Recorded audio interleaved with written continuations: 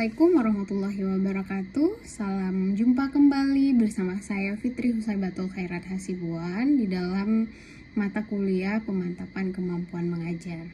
Oke, rekan-rekan mahasiswa, pada sesi 6 ini kita akan membahas tentang latihan praktik mengajar yang sudah Anda lakukan di lapangan pada sepekan yang lalu. Nanti juga rekan-rekan diminta untuk mempersiapkan ujian praktik dan mulai menulis draft laporan PKM.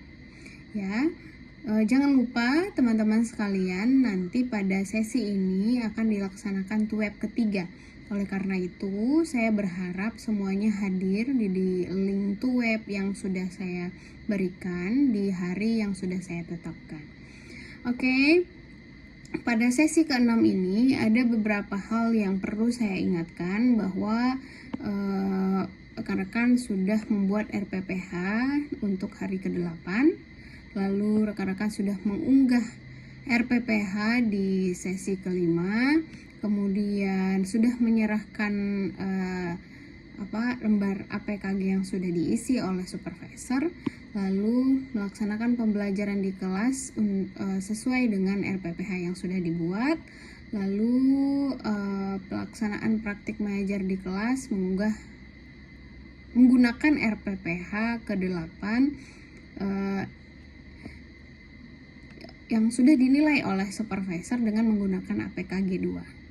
Ya, kalau untuk lembar APKG itu tentu dapat teman-teman lihat di pedoman PKM.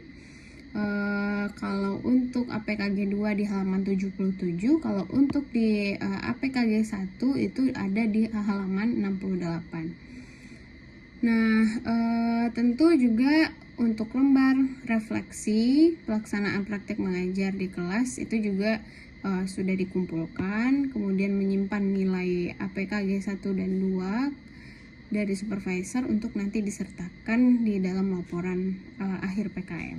Nah, jika semua ini sudah dilakukan oleh rekan-rekan sekalian, artinya pelaksanaan kegiatan inisiasi pertama sudah dilaksanakan dengan baik. Oke, selanjutnya untuk kegiatan pekan ini silahkan rekan-rekan sekalian mempersiapkan RPPH untuk pelaksanaan ujian. Selain itu, silahkan mulai buat laporan pelaksanaan PKM dengan mengikuti sistematika yang sudah dibuat di buku panduan dengan draft laporan yang sudah ada. Ya, jadi saya ingatkan kembali bahwa pada sesi ini teman-teman itu harus yang pertama membuat RPPH untuk ujian, dan usahakan RPPH yang dibuat ini tentunya lebih baik daripada RPPH di hari sebelumnya, artinya di kegiatan-kegiatan sebelumnya. Kalau yang sebelumnya saya sampaikan bahwa RPPH rekan-rekan sekalian itu kurang detail, maka saya harapkan dibuat secara detail sesuai dengan arahan yang sudah saya berikan. Kemudian yang kedua, laksanakan 1 kali praktik mengajar ke-8 selama 1 hari berdasarkan RPPH yang sudah dibuat. Jadi jangan lupa untuk memvideokan simulasi ke-8 Anda itu selama 5-10 menit ya. Simulasi mengajar ini meliputi pembukaan, lalu inti dan penutup. Simulasi ini juga nanti perlu diamati oleh supervisor. Jadi video yang sudah diunggah di YouTube, lalu link dari YouTube dan Google Drive itulah yang dikirim ke kolom tugas pekan 7 bersama dengan berkas yang lain ya. Kemudian yang ketiga, meminta supervisor untuk menilai RPPH ujian itu dengan menggunakan lembar APKG 1 dan 2.